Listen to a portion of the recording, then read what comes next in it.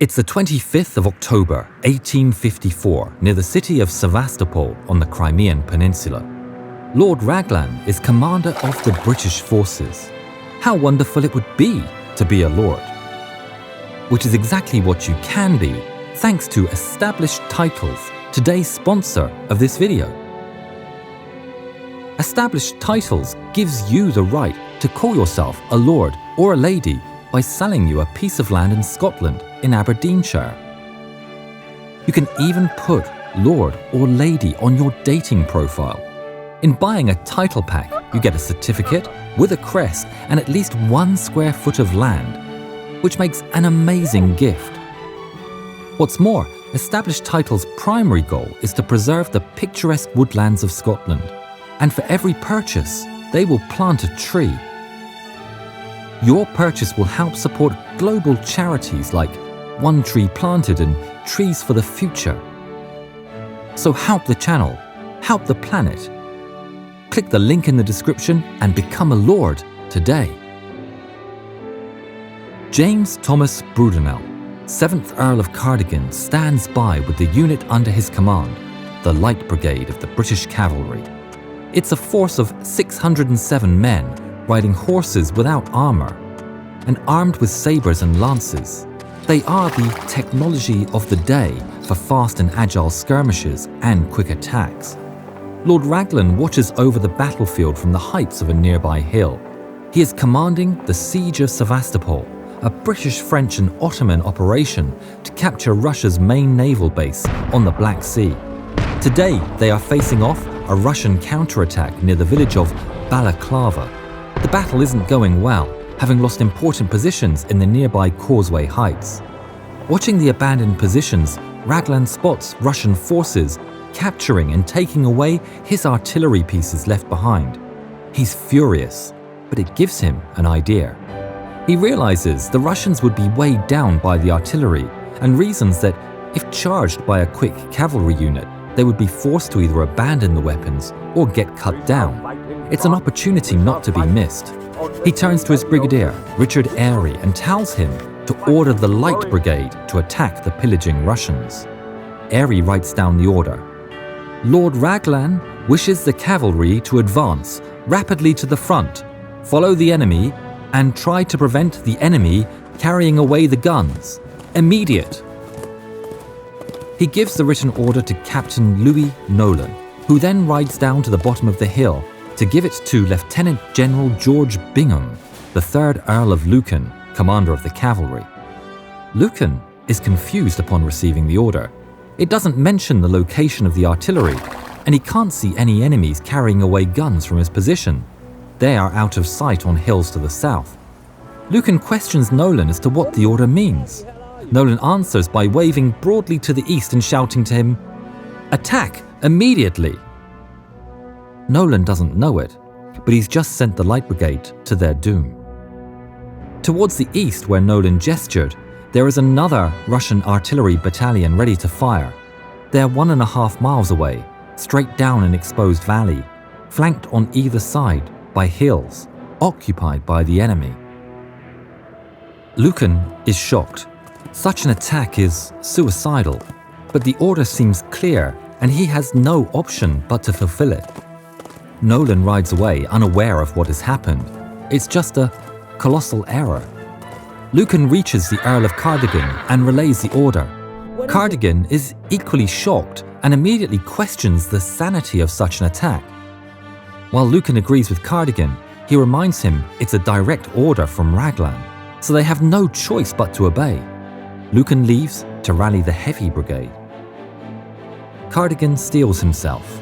Faced with an order for a suicidal charge, he raises his blade and rallies his men. The dangers are obvious to everyone, but orders are orders. The 600 cavalrymen take their attack formation, led in the front by Cardigan. As Cardigan and his Light Brigade move towards the Valley of Death, the first movements are steps, slow and deliberate. Then they move faster into a trot. Nolan watches as the events unfold. Something has gone terribly wrong.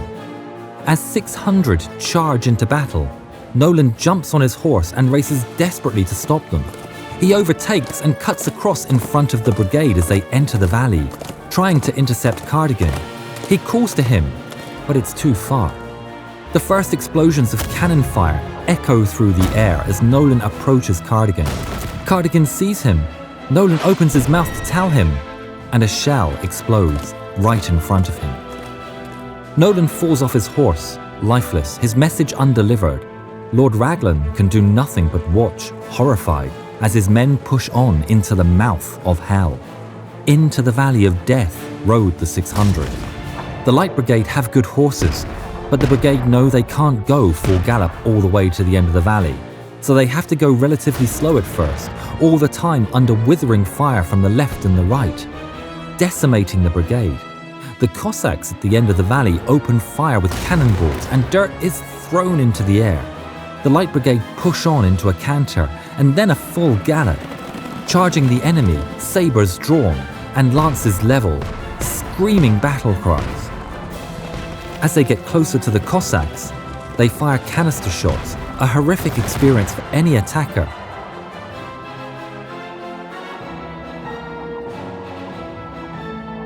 Horses and soldiers fall. Theirs is not to make reply. Theirs is not to reason why. Theirs is but to do and die. They evade the fallen as they charge, each impact covering them in dirt and blood. Behind them, Lucan sees the devastation and halts the heavy brigade at the mouth of the valley. The charge is pointless. Lucan turns them back for safety. There's nothing he can do. Simultaneously, a French cavalry unit observes the event and springs into action. They storm the hills to the north and take the artillery positions, saving the Light Brigade from further punishment from that flank. Cardigan doesn't see any of the horrors taking place. He's ahead of it all, sabre in hand, charging, unrivaled commitment, the explosions drowning out the cries of men falling in the valley. The bloodied and wounded brigade fast approaches the end of the charge, and they're met by a wall of artillery pointing straight towards them. The artillery fires. Mowing down the front line, they fire again. More men fall. The guns disappear behind a wall of smoke as shot after shot mows down dozens of brave soldiers in each volley. Cardigan gallops through the smoke and swipes at the enemy with his sabre, followed closely by his men. They storm the line, cutting through the artillerymen and charging Russian infantry behind them, swinging their sabres indiscriminately. Flashed all their sabres bare, flashed as they turned in air, sabring the gunners there, plunged in the battery smoke, right through the line they broke. Russians fire upon them with their muskets.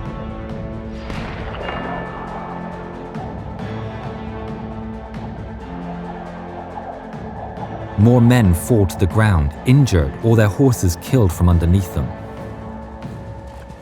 The Russians charge these fallen riders, and a brutal brawl ensues, fighting hand on hand amidst the piles of the fallen.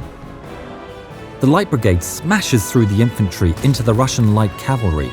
Russian Cossacks and Hussars falter under the assault of the Light Brigade, and some are even then routed as they try to get some distance between themselves and these crazy British cavalrymen.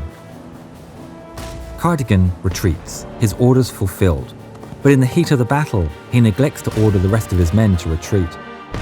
The enemy cavalry smashes against the British still fighting. It's a brutal fight, and faced with overwhelming odds, the Light Brigade begin to return back along the valley, with the Russian cavalry in pursuit, ready to hack at any stragglers and survivors. At this point, the Russian artillery from the southern heights joins in to shoot at the British. But due to heavy dust and gun smoke, they shoot at friend and foe alike, inflicting casualties both on British and Russian cavalrymen. Cardigan gallops back through the Valley of Death and returns unscathed. Less than half of his men would get to say the same. Then they rode back, but not the 600. Of the 607 strong force, 118 would perish in the valley that day, with a further 127 wounded and 60 taken prisoner.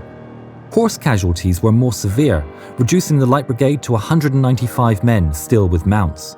Wounded soldiers were to return from this charge for the rest of this day and throughout the night. Despite the many Allied blunders, Sevastopol would fall on September the 11th, 1855, ending the Crimean War in the favour of the British. The charge of the Light Brigade would spark controversy as Raglan, Lucan and Cardigan would blame each other for the disaster. Raglan passed away on June the 28th, 1855, still on the front. Lucan would survive the war. He was recalled in disgrace after the charge, the blame landing mostly on him.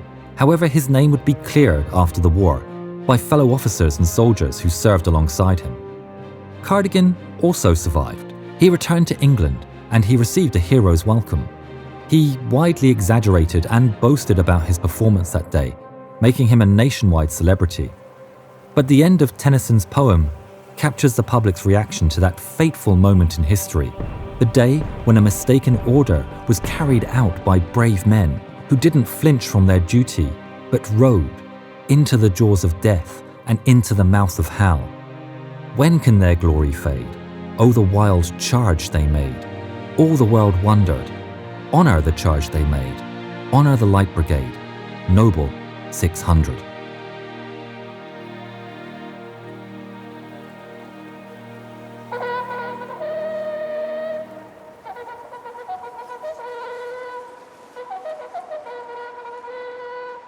If you haven't yet, please subscribe to the channel and please watch more videos of ours. Thank you.